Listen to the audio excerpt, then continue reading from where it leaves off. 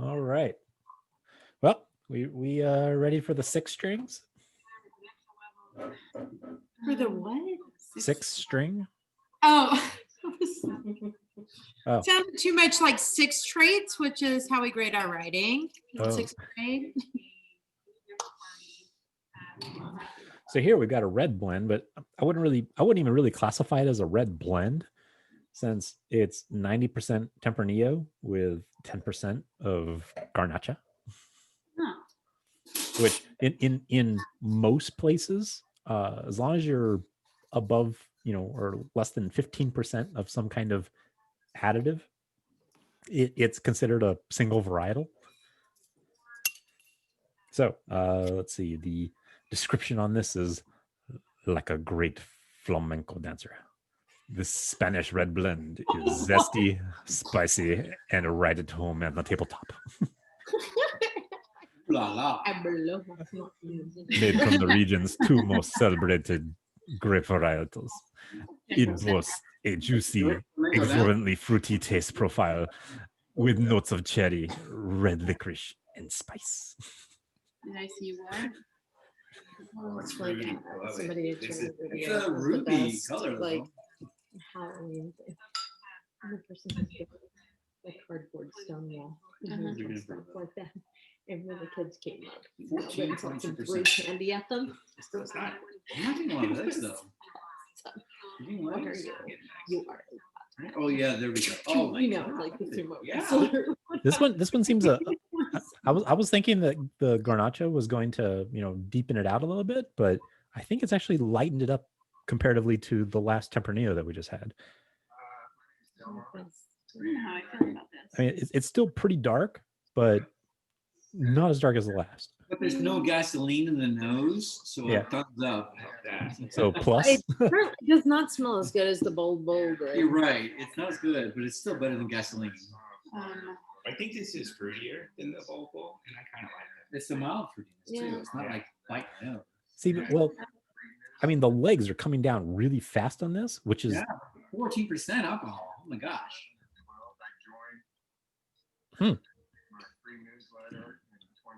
Cherry red licorice and spice. I don't have red licorice. Sorry, guys. I don't really get that. If they say cherry, why would they say red licorice? Because I mean, isn't red licorice cherry essentially cherry bread? Okay, Twizzlers are strawberry, but red licorice is cherry. Oh, it is? Yeah. Oh, okay. Is it licorice? It isn't Twizzlers. It likes to be redundant Is it a whip as it thing or repeats the- itself repetitively. I don't go places, so I guess I haven't exposed to a lot. So I'm definitely getting the cherry.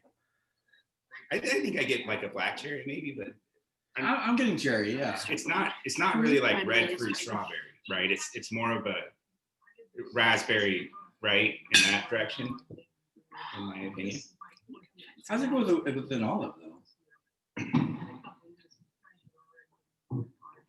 See, I'd be, to me, well, I'm getting two things from this. I'm getting like red cherries, not to the point of like maraschino, but just red cherries and clay.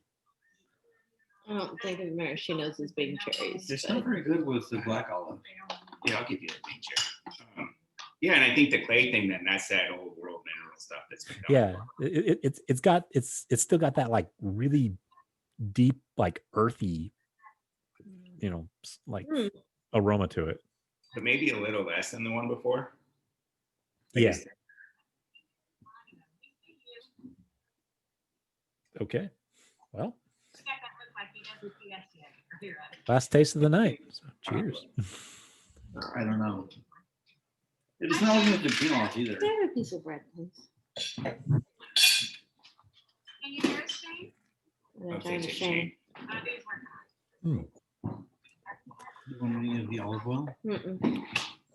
I'm good, thank you. I like, so this is like, yeah, just I like this one. I really like this one. yeah, this is the the previous one better actually. Because this one has like a long lasting finish to it that I think was missing from the last one. yeah. So, I would tend to agree with that. Okay. so if you were just gonna sit and drink wine, this might be the Mm. and then I think maybe if you you interrupted. Well, It the just first makes things one better. was pretty good. The what was Cara it? Cara. Cara Cara Para, para. was if you're just gonna sit and drink wine. But this I is really this like is a that nice one. wine. Yeah, it's very No, I think drinkable. all the reds have been pretty decent. Definitely better than the whites. Yeah, a couple of those whites were they really missed their mark. Oh my gosh! Was it the second white was okay, maybe? I had the second and third were both gasoline-esque. Yeah. Yeah. The second was the Chardonnay. There was a little gasoline, and then there was the Macabeo, which was just like that was just a fail. Yeah, like there's a reason that we have not heard that term before, that name before. Yeah, it's because like No, Macabea. most palates are not suited for Macabeo. So if you were to do the Chardonnay here or a Sonoma Chardonnay, you would want the Sonoma Chardonnay. That's a thing, right? But it was still not bad. Maybe that's where I'm at. Well, I mean, again, it would depend on even there. I mean, Sonoma Chardonnay is run the whole gamut. Yeah, there's a lot of them now that have just completely sworn off like oaking or any type of malolactic fermentation, and they want them as like crisp and clean as possible. Actually, some of them, actually, when I was there in Sonoma, one of the first places I went to actually had an unfiltered Chardonnay, so it was like super cloudy, and it was probably one of the best Chardonnays I've ever had. That's the big thing in the beer world. Is like an unfiltered beer is nice, but it's kind of bad because you get like all the gluten and you get all the bad stuff that makes you hungover. Yeah.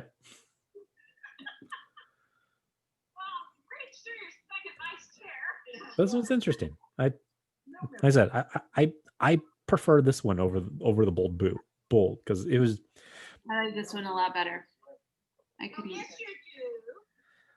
Because it I don't know, just that little bit of Garnacha added a whole new layer to it comparatively to the just straight Tempranillo.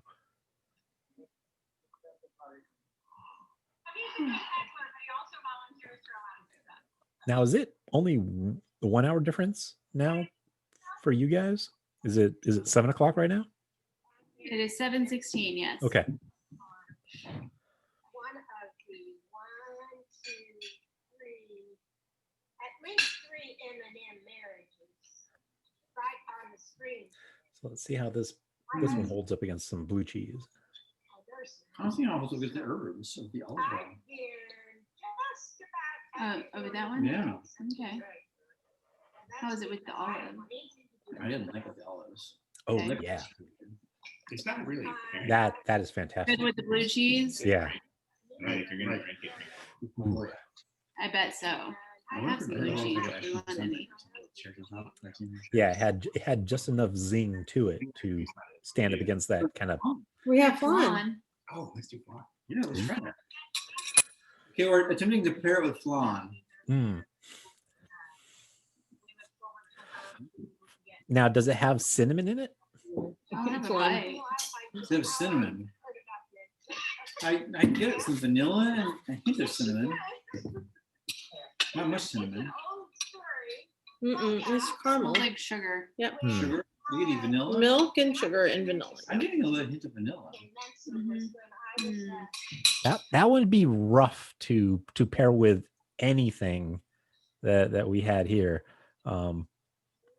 Definitely, I'd probably almost want to try. I'd want to try it with the Macabeo. No, the thing that we just had. What was that? It Six. actually What, the is 6-string? the six It is string. Oh yeah, it is. Yeah, oh my God, it's fantastic. I think Does it's- it really bring out the baking spice?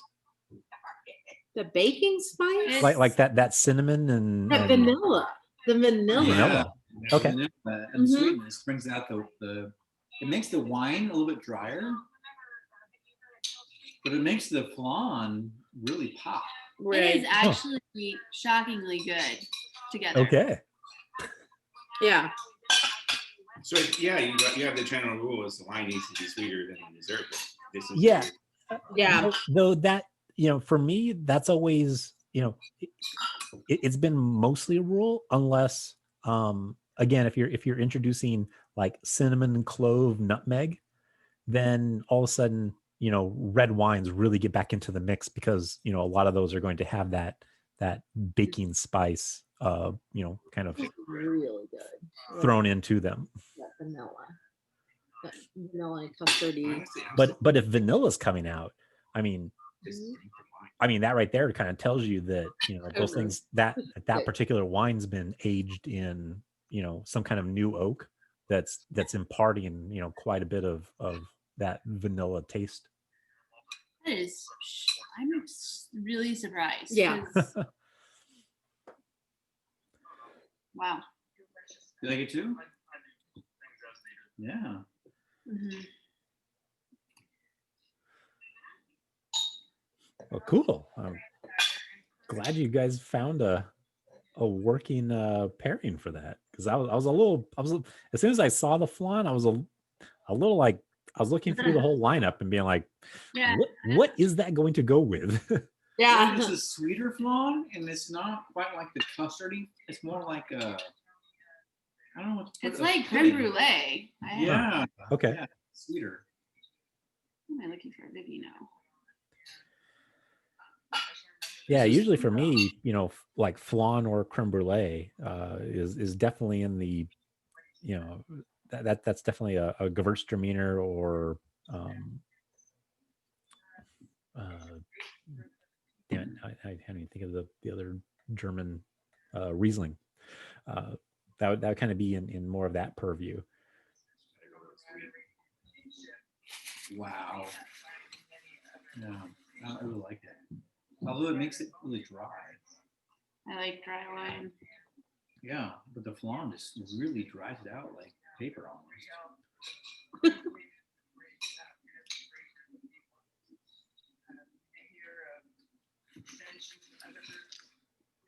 Is it all 6 wines? We're done? That is it.